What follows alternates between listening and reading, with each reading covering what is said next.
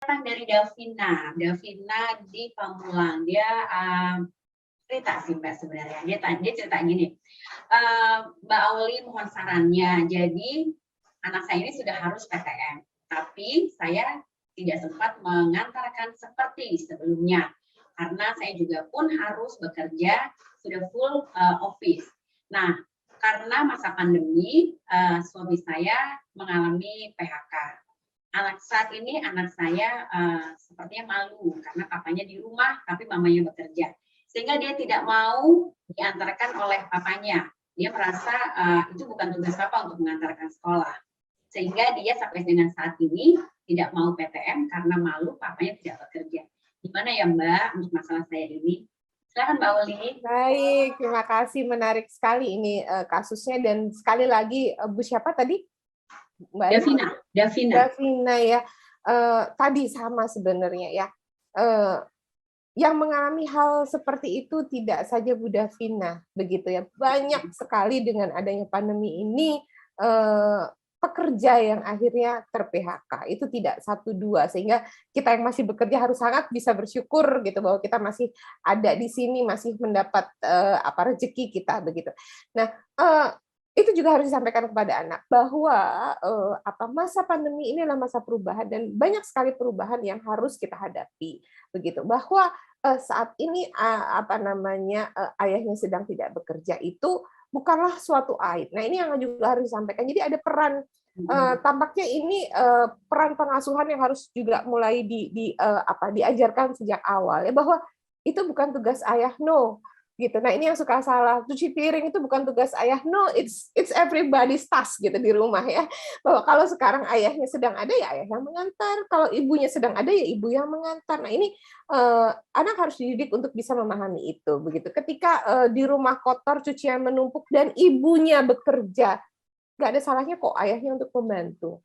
Ya, nggak sedikit juga teman-teman saya kalau pagi itu bapaknya masak dulu gitu. Mbak, gue nggak bisa rapat pagi ya, kenapa? Gue masih masak nih karena istrinya sakit. Ya, itu kan hal yang sangat itu yang harus kita ajarkan kepada anak-anak, bahwa peran gender ini sudah harus kita ajarkan dari awal, bahwa semua orang punya tanggung jawab dalam keluarga, bahwa semua orang punya perannya masing-masing, bahwa semua orang itu bisa saling membantu ketika ada permasalahan. Nah, ini yang harus ditangkap oleh anak begitu, bahwa apakah ayah tidak bekerja itu adalah sesuatu yang memalukan. Nah, ini juga harus disampaikan bahwa masih untung loh ibu bekerja sementara ayah tidak. Tidak sedikit teman-teman yang ayahnya di PHK sementara ibunya tidak bekerja. Kira-kira dia mau makan pakai apa ya, Nak? Kira-kira dia bisa nggak ya berangkat sekolah naik motor? Bisa nggak ya dia dianterin pakai mobil? Kira-kira kalau malam dia kalau akhir bulan dia harus bayar listrik, bayar air dari mana ya? Ini harus disampaikan kepada anak supaya anak lebih grateful, ya, lebih bersyukur atas apa yang dia hadapi. Susah banget Mbak, anak saya masih kecil. Dari kecil. Nah, itu yang sering kali orang tua itu bilang ke saya gitu, aduh gimana ngajarinnya, anak saya kan masih kecil. Malah dari kecil itu, ya sangat banyak hal yang bisa kita lakukan. Misalnya tadi ya, oke, karena saat ini papa ada di rumah, papa yang antar ya, gitu. Ya, nanti kalau papa udah kerja, kamu nggak bisa lagi loh diantar sama papa, gitu. Asik loh kalau diantar sama papa, bisa naik motor, bisa bonceng motor. Mama nggak bisa naik motor. Nah, contohnya hal-hal seperti itu yang membuat anak bisa merasa bangga terhadap ayahnya.